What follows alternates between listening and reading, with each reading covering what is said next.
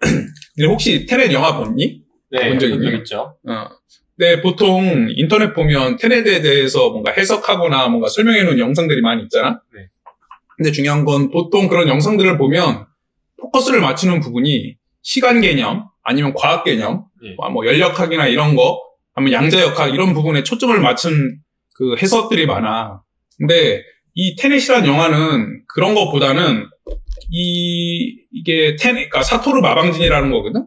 네. 이게 뭐냐면, 마방진이라는 게 뭐냐면, 옛날, 이게 로마 시대 그 석판에 나오는 건데, 이 사토르라는 5단어로 구성된 퍼즐 석판으로 고대 폼페이나 로마나 프랑스 등에서 발견된 라틴어 문구거든? 네. 근데 이게 가로로 읽거나 세로로 읽거나 반대 방향으로 읽어도 똑같은 단어가 나오게 돼 있는 거야. 그러니까 수학적으로 봤을 때도 이 마방진이라는 게 이렇게 더해도 15가 나오고, 세로로 더해도 15가 나오고, 대각선으로 더해도 15가 나오는 걸 마방진이라고 하거든.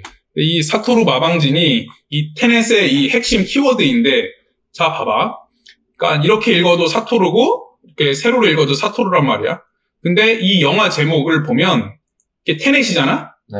근데 좌에서 우로 읽어도 테넷이고, 우에서 좌로 읽어도 테넷이란 말이야. 이게 뭘 뜻하냐면, 니네, 우로보로스라는 그러니까 용 그림 본 적 있어? 네. 어디서 봤어? 강철의 연금. 맞아. 강철의 연골사에 나오지. 이게 어떤 거냐면, 우로보로스가 꼬리를 삼키는 자라는 뜻인데, 고대 상징으로 커다란 뱀 또는 용이 자신의 꼬리를 물고 있는 형상이란 말이야. 네. 그래서 과거에는 이 윤회 사상으로 많이 쓰였는데, 요즘에는 뭐 연금술이라 그렇게 해서 많이 알고 있는 사람들이 많아. 근데 이게 왜 내가 이 우로보로스를 꺼냈냐? 이 테넷의 가제가 뭐냐면, 메리고 라운드라는 그 말이거든? 메리고 라운드가 뭐냐면 회전목마라는 뜻이야. 그러니까 영화에서는 이 회전문이 나오잖아. 네, 과거로 돌아가거나 뭔가 올 때 그 회전문을 통과하잖아. 이게 동그랗게 열결게 있는 이 윤회 사상을 나타난단 말이야. 근데 우리가 흔히 말하는 성경에서 보면 이 알파요 오메가라는 말이 나오거든? 네, 맞아요. 이게 이 이사야서 보면 야곱아 내가 부른 이스라엘아 내게 들으라 나는 처음이요 또 마지막이라 이라는 말이 나와. 네. 이 알파요 오메가라는 게 뭐냐면 거꾸로 얘기하면 오메가이자 알파라는 말이거든. 네. 그러니까 이게 시작이 있으면 끝이 있고 근데 끝이 아니라 다시 시작이라는 말이야. 네. 말인지 알아?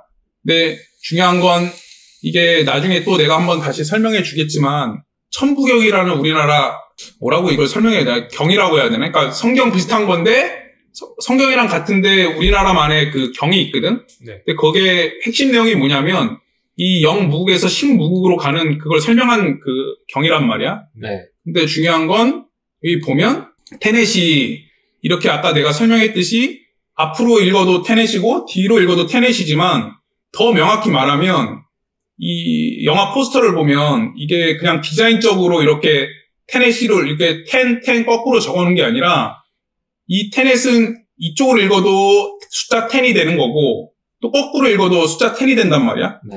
이 10이 뭐냐면 우리가 숫자 10이잖아. 예. 우리 한글로 얘기하면 이게 우리가 숫자 10이 된다, 12이 된단 말이야. 근데 이걸 한문으로 쓰면 한자로 쓰면 이 10십자가 된단 말이야. 네.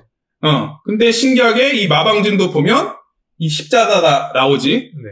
이거는 그러니까 뭐라고 말해야 되냐면 모든 종교와 모든 비결서와 모든 예언서에 나오는 가장 핵심적인 부분이 이 10십자란 말이야. 네. 그래서 기독교에서도 이 십자가를 거는 거고 우리나라 예언서 중에 여러 가지가 있는데 이 부분도 나중에 내가 따로 또 영상을 만들겠지만 이게 정감록이랑 교감유록이라는 책이 있거든. 네. 거기 보면 이제전전 궁궁 으르리라는 말이 나와. 이게 뭐냐면 이로움은 전전과 궁궁과 으르에 있다는 말인데 예로부터 그러니까 천원지방이라는 말이 있는데 천원지방은 뭐냐면 그런 말 들어본 적 있을 거야. 하늘은 둥글고 땅은 네모지다라는 말 들어본 적 있지. 네. 그래서 우리 흔히 성경 같은 거 보면 특히 천주교 성경 보면 이게 십자가가 그냥 있는 게 아니라 이 동그라미 안에 십자가가 들어가 있는 그 십자가가 많이 있을 거야. 아, 네. 응. 그게 무슨 뜻이냐면 하늘에서 십자가를 이루었다는 뜻이거든. 그럼 이 전은 뭐겠어? 땅에서. 맞아. 이 땅에서 그러니까 십자가가 이루어진다는 말이거든. 근데 나는 뭐 기독교 종교로 갖고 있진 않지만 너희 같은 경우는 천주교를 지금 믿었었던 적이잖아? 네. 근데 중요한 건 거기 보면 주기도문이라는 게 있잖아. 네, 맞아요. 주기도문 보면 너희가 정확히 기억할지는 모르겠지만 하늘에 계신 우리 아버지, 아버지의 이름을 거룩히 드러내시며 아버지의 나라가 오게 하시며 아버지의 뜻이 하늘에서와 같이 땅에서도 이루어지게 하소서라는 그걸로 시작된단 말이야. 네. 이게 바로 이 말이야. 이해가 돼? 네. 하늘의 뜻이 땅에서도 이루어진다는 말이 하늘의 십자가, 동그라미의 십자가가 땅의 십자가, 그러니까 이 전자가 그 네모 안에 십자가가 들어가 있잖아. 네. 그게 그 말이거든. 뭔 말인지 알아? 네. 근데 이게 우리나라 그 건국 이념이 뭔지 알아? 그러니까 옛날 고조선 때? 홍익인간. 맞아, 홍익인간이야. 예. 세상을 넓게 이롭게 하라라고 알고 있지. 근데 정확히 말하면 홍익인간 제세이화거든? 홍익인간을 해서 결국은 이 제세이화를 하는 건데 제세이화가 뭐냐면 그러니까 하늘의 뜻이 땅에서도 이루어지게 하라는 말이 제세이화 이 말이야. 그러니까 한마디로 성경의 그 말이랑 일맥상통하는 거지. 네. 근데 가끔 뭐 이 말을 잘 모르는 사람들이 뭐 전전이라는 게 하늘의 뜻이 크게 땅에서 이루어지니까 전 두 개가 붙어 있잖아. 네. 그래서 강조가 돼가지고 이걸 태전이라고도 하는데 그래서 가끔 어떤 사람이 이걸 이 말 뜻을 잘 모르고 태전을 대전이라고도 말하는 사람이 있어. 네. 그러니까 지명. 근데 이 또 다른 그 격암유록이라는 그 책에 보면 이 십승지, 그러니까 이 하늘의 뜻이 땅에서 이루어진 이 땅에 십자가 있는데 십승지가 비산비하라고 하거든. 그 말이 뭐냐면 그러니까 산도 아니고 땅도 아니라는 말이야. 이 말이 뭐냐면 지역명이 아니라는 뜻이야. 그쵸. 그러니까 이거는 그러니까 지역이 그러니까 대전이나 이런 지역이 아니라 이게 이루어진 아니면 그 뜻을 전하는 그 하느님의 대리자가 있는 곳을 전전이라고 하는 거야. 네. 그리고 참고로 재밌는 게 뭐냐면 이 보면 전전이 십자가라고 그랬잖아. 네. 이 궁궁하고 을를도 있잖아. 네. 이 궁궁도 이 배궁이라고 해가지고 이 궁자를 돌렸으면 이 십자가 이렇게 이 버그마자가 되거든. 네. 근데 이 버그마자 보면 이 중간에 이 십자가 모양이 있어. 네. 네. 그리고 을을도 이렇게 두 개를 겹쳤으면 이게 우리가 불교에서 보면 만자가 나오지. 네, 맞아요. 이것도 십자가랑 똑같은 뜻이거든. 네. 그러니까 모든 종교에서 결국으로는 궁극적으로 추구하는 이상향? 네. 이건 이 십자가라는 뜻이야. 네. 그리고 참고로 우리나라 보면 여러 가지 우리나라는 땅덩어리도 좁은데 많은 것들이 있잖아. 그쵸. 네. 그 중에서 뭔가 단일로 제일 많은 건 내가 봤을 때 옛날에는 다방? 그러니까 요즘에 다방. 그러니까 요즘에는 뭐 커피숍. 네. 커피숍 되게 많지. 예. 카페. 그 다음에 또 많은 게 뭐 있냐면 뭐 PC방 많은데 이거 PC방은 요즘에 뭔가 한참 뭐 많이 성장하다가 줄었고 그 다음에 많은 게 뭔지 알아? 교회. 맞아. 교회야. 교회. 그래서 우리는 계속 그런 소리를 한단 말이야.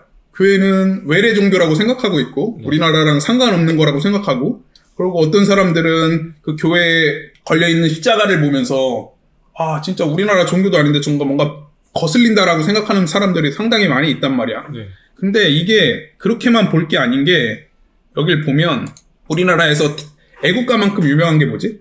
아리랑. 맞아. 아리랑이야. 여기 보면 아리랑 아라리오 아리랑 고개를 넘어간다. 나를 버리고 가시는 님은 심리도 못 가서 발병난다. 이게 아리랑 가사잖아. 네. 근데 이 아자가 이 아리랑에 보면 이게 아까 내가 그 궁궁에서 이걸 거꾸로 쓰면 이렇게 궁자 쓰고 이렇게 궁자 쓰고 하면 이걸 배궁을 시키면 이 안에 십자가가 있다고 그랬잖아. 네. 그래서 아리랑이 한자로 쓰면 이 아자에다가 이 리자가 속 리자란 말이야. 네. 그리고 랑자는 신랑 랑자야. 네. 한마디로 여기 보면 이 아의 속은 여기 보면 이 이것도 또 똑같이 십자가를 나타내. 네. 그러니까 결국은 뭐 기독교가 뭐 우리나라에서 발생한 건 아니지만 결국 우리나라도 추구하는 그거는 똑같다는 거야. 십자가로. 네. 그러니까 옛날부터 우리는 이 아자 속에 있는 이 십자가의 그 신랑, 그러니까 뭐 이게 뭐 예수던 그분의 대리자건 그거를 기다렸다는 거거든. 네.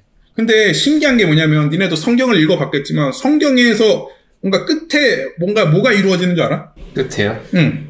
부활? 부활이 이루어지는데 그걸 뭘로 표현하냐면 그거 말고도 뭐가 제일 핵심 키워드가 되냐면 예수와 혼인잔치를 치르는 게 그러니까 뭐라고 할까? 성경의 그러니까 정수라고 할 수 있어. 그러니까 예수와 결혼을 해서 모든 신자가 여자가 돼서 그러니까 신부가 되는 거지. 네. 신부가 돼서 혼인식을 치러야 새로운 세상에 그러니까 뭐 천국으로 갈 수 있다는 그거거든. 네. 그러니까 이 부분은 내가 다시 이따가 나중에 뭔가 성경에 대해서 설명해 줄 때 다시 말해주겠지만 이게 어떻게 보면 기독교의 정수라고 할 수 있지. 예수와의 혼인식이. 근데 우리나라 이 아리랑이 이 속에 있는 그 신랑을 기다리는 그 내용이란 말이야. 이거랑도 일맥상통이라고 할 수 있어. 그리고 참고로 내가 아까 얘기했잖아. 이 궁이라는 글자가 두 개가 있어서 배궁을 하면 이 아자가 된다고 그랬잖아. 그리고 그 아자가 십자가가 나온다고 그랬는데 우리나라가 과거로부터 동쪽에 있어서 들은 말이지만 그러니까 동이족이라는 말을 그러니까 동이라는 걸로 우리나라를 지칭했잖아. 네. 그지? 거기서 보면 동이라는 게 동쪽에 큰 활을 갖고 있는 이 대자에다가 궁자가 들어가 있는 거거든. 네. 동쪽에 큰 활을 그래서 우리나라가 요즘에도 보면 그러니까 뭐라고 말할까? 우리나라 국가대표, 그러니까 양궁 국가대표 선발전에 나가면 거의 금메달이라고 하잖아. 그러니까 활을 잘 쏘는 이유하고도 상관이 있는데 우리나라는 옛날부터 이 활이랑 궁자랑 되게 연관이 있는 민족이란 말이야. 네. 이 부분도 나중에 다시 설명해 주겠지만 네. 하여튼간 이 아리랑이 이 십자가랑 관련이 있다. 이 부분. 그러고 여기 보면 그래서 왜 10이 중요하냐면 이 세상에는 이 무극과 태극이 있거든. 네. 동양에는. 네. 근데 여기 보면 무극은 두 가지 종류가 있는데 영무극과 신무극이라는 게 존재해. 네. 한마디로 니네 빅뱅 이론 들어봤지? 네. 그러니까 우주가 뭔가 발생했을 때 아무것도 없는 상태에서 뭔가 이렇게 처음 발생하는 거잖아. 네. 그러니까 무에서 유가 나온다는 게 빅뱅 이론하고 비슷하다고 생각하면 되는데 이 노자 도덕경에 보면 유생어무라는 말이 나와. 이게 뭐냐면 유라는 것은 무에서 생긴다는 말이거든. 근데 중요한 건 이 무에서 유가 나오는데 이런 유를 낳을 자리를 무극자리라고 하거든. 네. 한마디로 영무극은 진짜 아무것도 없었을 때, 한마디로 우주 창조가 진짜 시작될 때 그걸 영무극이라고 하고 무의 지극한 상태이자 윤회의 시공이 벌어지기 이전 자리라고 생각하면 되는데 신무극은 이게 모든 게 완성되고 다시 리셋돼서 새로운 우주가 창조되는 무극의 자리를 신무극이라고 보면 돼.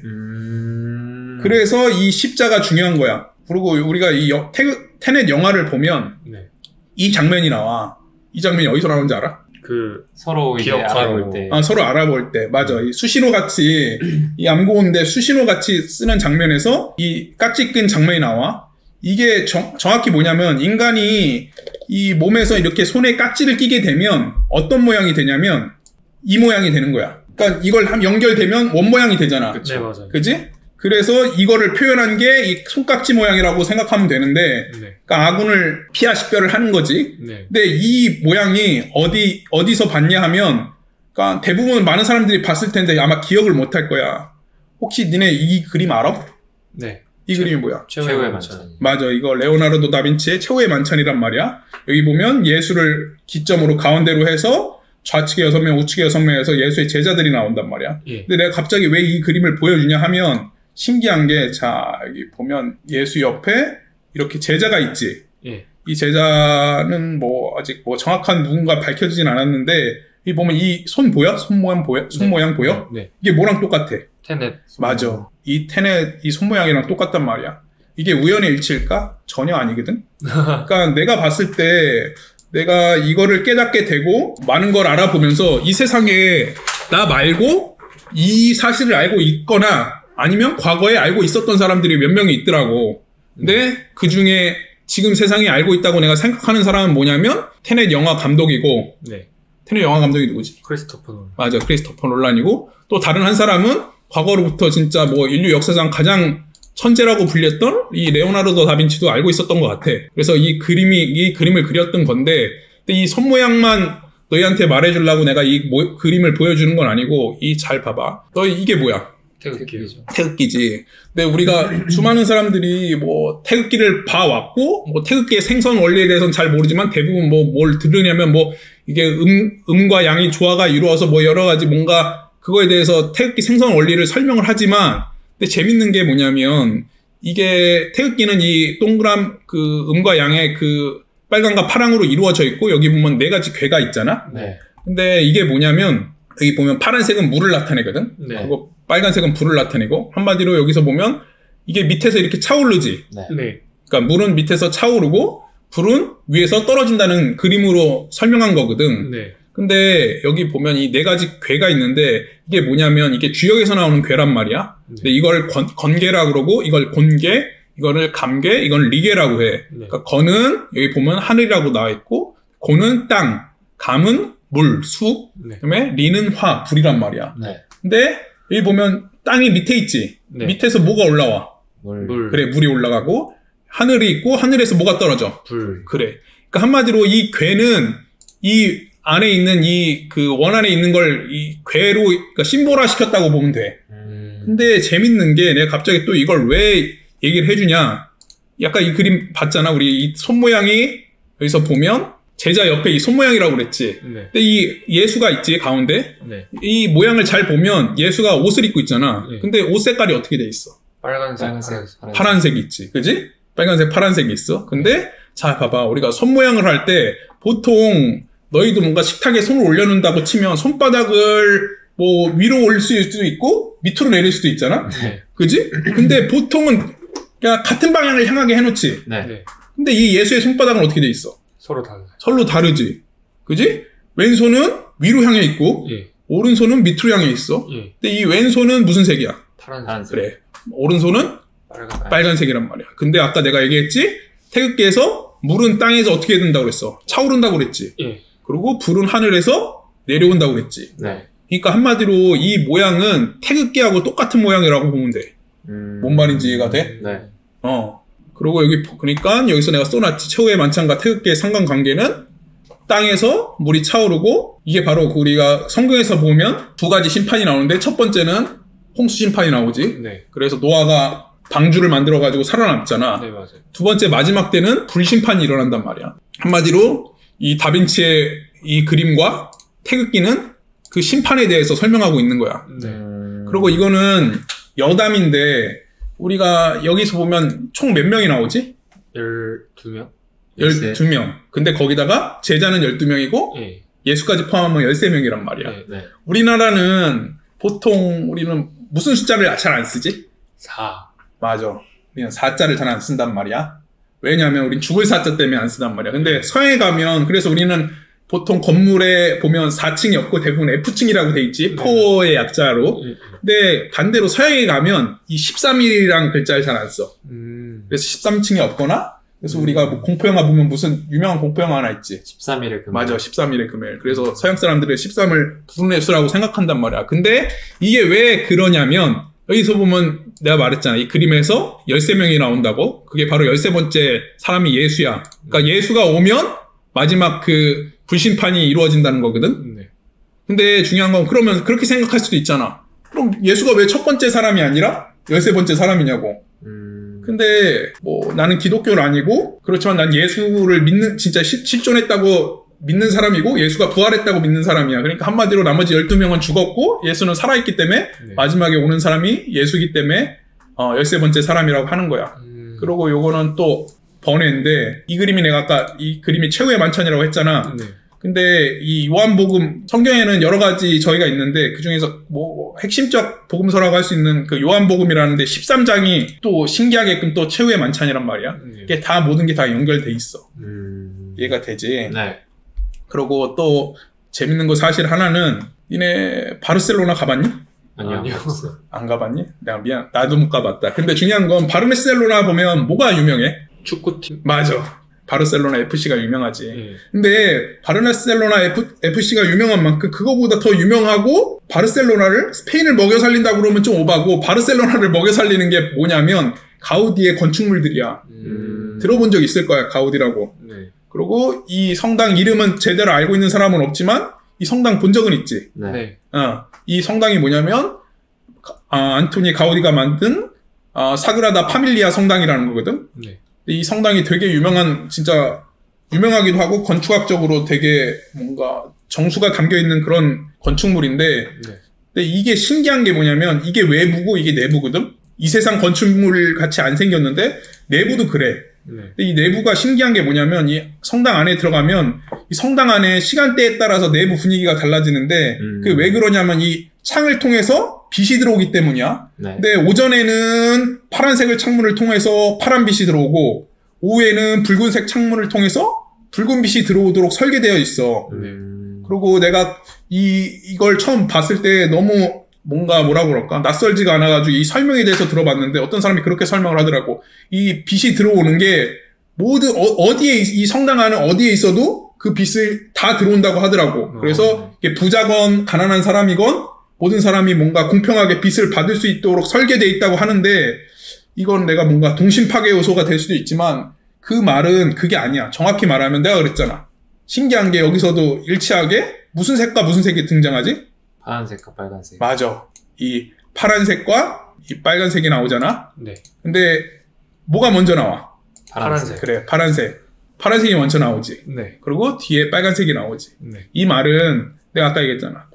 물심판과 불심판이 있을 거라는 거고 네. 아까 얘기했듯이 모든 사람한테 공평하게 빛이 닿는다고 그랬잖아. 네. 그거는 좋게 표현한 거고 이걸 현실적으로 표현하면 어떻게 될까? 모든 사람이 심판을 받는. 맞아. 심판을 피할 수 없다는 걸 나타내. 이해가 돼? 되게 뭔가 조금 갑자기 좀 세지면서 저기 하지만 근데 이게 그 말이란 말이야. 예. 근데 한마디로 내가 아까 얘기했잖아. 이 세상에 이걸 알고 있는 사람이 몇몇 있었고 지금도 있을 거라고 얘기했잖아. 네. 나처럼. 네. 근데 이 가우디가 이게 진짜 거의 예언을 한 건지 모르겠지만 가우디가 한 말 중에 유명한 말이 있어.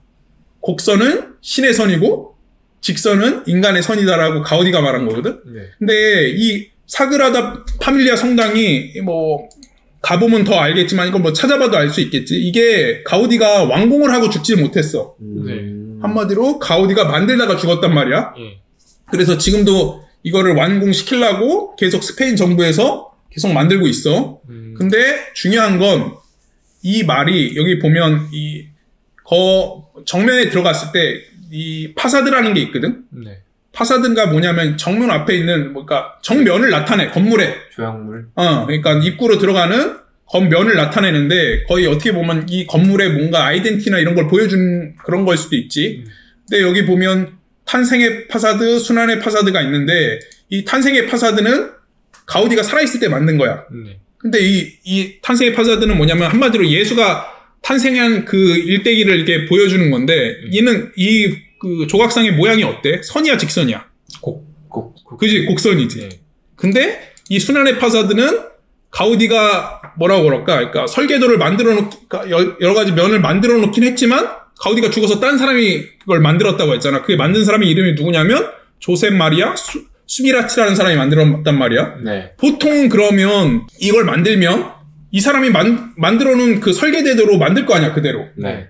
근데 신기하게 이 사람이 이 순환의 파사드를 만들었다고 했잖아. 네. 근데 이 순환의 파사드는 이 곡선이야, 직선으로 보여? 직선. 그래. 진짜 이걸 뭐 얘가 예언을 했는지 아니면 뭐 어떻게 된 건지 모르겠지만 내가 봤을 때는 가우디는 그러니까 신의 계시나 뭔가를 받고 만든 것 같아. 그러고 그 사람이 죽고 난 뒤에 인간이 만들 때는 그거를 그렇게 못 만든 거지. 직선으로 만든 거지. 그래서 가우디가 말했던 이 곡선은 신의 선이고 직선은 인간의 선이다라는 말이 이렇게 또 실현된 걸 볼 수 있지. 네. 좀 재밌지. 네. 그래서 근데 내가 왜 계속 이 얘기를 했냐? 결론을 말하기 위해서 그런 거거든. 이 테넷이라는 영화는 결국은 이 리셋에 대한 영화야. 그러니까 아까 내가 두 가지 심판이 있다고 그랬잖아. 네. 물심판과 불심판. 네. 근데 우리 보통 심판이라고 하면 우린 종말을 떠올리잖아. 네. 근데 기독교를 알거나 뭔가 이 심판에 대해서 정확히 아는 사람들은 이게 종말을 뜻하는 게 아니거든. 그러니까 우리 흔히 말하는 죽어서 천국 간다는 말 많이 하잖아. 네. 그러니까 뭐 기독교나 아니면 불교나 다 그렇잖아. 뭐 그 종교를 믿는 이유가 뭐 극락 가기 위해서, 천국 가기 위해서 뭔가 대부분의 그런 사람들이 많잖아? 네. 근데 이거는 뭔가 지금 당장 이해하기가 쉽지 않겠지만 천국은 죽어서 가는 데가 아니야. 네. 살아서 가는 데거든? 예. 근데 그 살아서 가는 천국을 가려면 어떻게 되냐면 두 번의 리셋을 거치고 가는 거야. 그러니까 종말이 아니라 리셋이란 말이야. 신기한 게 여기서 보면 이 테넷이지. 네. 여기 사토르고 이렇게 사토르고 뭐 아레포, 테넷, 오페라, 로타스잖아. 네. 근데 이 알자가 있지. 예. 이 알자를 이 테넷의 이 T자에다 옮기고 예. 이 사토르의 이 S를 이 N자에다 옮기면 이게 무슨 자야? 리셋. 그래, 맞아. 리셋이 되는 거야. 이건 처음부터 테넷이라는 건 그러니까 리셋을 나타내고 리셋의 기간에 살기 위해서는 이 십자가를 알아야 된다는 그 내용을 담은 영화란 말이야. 근데 그럼 리셋이 일어나면 뭐가 일어나느냐. 여기 보면 내가 귀여운 요걸 하나 갖고 왔는데, 우리가 이게 뭐, 12띠가 있잖아. 네. 네. 그리고 우리는 이걸 12지라고 하는데, 그러니까 우리는 그 지구가 있어. 지구가 있는데 이게 우리가 지축이라는 게 있잖아. 근데 지금 지축이 어떻게 돼 있는지 알아? 기울여져 있어. 기울어져 있지. 몇 도 기울어져 있는지 알아? 45도. 아, 12. 23.5도가 기울어져 있단 말이야. 네. 23.5도가 기울였단 말이야. 아니야, 모를 수도 있지. 근데 중요한 거는 이게 그 기울여진 걸 나타내거든? 네. 근데 이 리셋의 시기가 오면 이 지축이 정립이 될 거야. 네. 한마디로 이것까지는 나도 정확히는 모르겠어. 이게 정말로 지구의 그 물리적인 지구의 지축이 정립되는지는 모르겠는데 정확한 거는 그거야. 이 띠의 12지의 그 지축은 이 12지의 축은 정립될 거야. 이게 무슨 말이냐면 너희는 좀 세대가 어려가지고 정확히 알지는 모르겠지만 이 12띠가 있잖아. 네. 내가 어렸을 때는 그런 게 있었거든. 이 12띠가 어떻게 성립이 됐는지 그거에 대해서 말이 나온 게 있어. 그게 뭐냐면 옛날에 12동물이 있었는데 그 순번을 정하기 위해서 달리기 시합을 했단 말이야. 그래서 12마리가 다 열심히 뛰었는데 1등은 이 소, 여기 보면 이게 자축인묘 진사오미 신유술했는데 이게 여러 가지 동물이 뛰었는데 소가 1등으로 들어오려고 했고 그 다음에 2등이 호랑이고 3등이 뭐 토끼고 이런 순으로 갔단 말이야.